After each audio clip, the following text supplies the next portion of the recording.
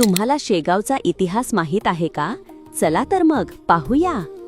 महाराष्ट्राच्या बुलढाणा जिल्ह्यात वसलेले एक छोटेसे शहर, परंतु संपूर्ण भारतासाठी अपार श्रद्धेचे केंद्र, हे आहे शेगाव.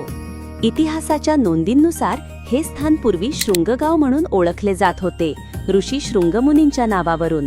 नंतर येथे असलेल्या प्राचीन शिवमंदिरामुळे ते शिवगाव म्हणूनही प्रसिद्ध झाले.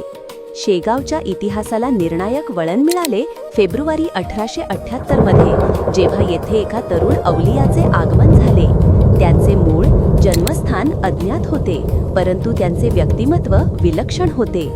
प्रारंभी महाराजांचे दिव्य स्वरूप ओळखणारे पहिले व्यक्ती होते बंकटलाल अगरवाल.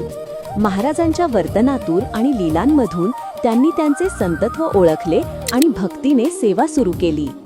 चमत्कार, करुणा आणि साधेपणातून गजानन महाराजांनी असंख्य भक्तांचे जीवन बदलले. महाराजांच्या जीवनकाळातच भक्ती व सेवेच्या कार्याला शिस्तबद्ध स्वरूप देण्यासाठी 1908 साली श्री गजानन महाराज संस्थान शेगाव या विश्वस्त संस्थेची स्थापना करण्यात आली. 32 वर्ष शेगावमध्ये वास्तव्यास राहिल्यानंतर 1910 साली श्री गजानन महाराजांनी समाधी घेतली. आज त्यांच्या समाधीस्थळी उभे आहे श्री गजानन महाराज समाधी मंदिर, शेगावचे आध्यात्मिक हृदय. संस्थानाच्या माध्यमातून अन्नदान, धर्मशाळा, शिक्षण, आरोग्य सेवा आणि सामाजिक शिस्तीचा एक आदर्श निर्माण झाला. आजही लाखो भक्त येथे येतात, एका अढळ विश्वासासह की श्री गजानन महाराजांची कृपा कधीच भक्तांपासून दूर जात नाही.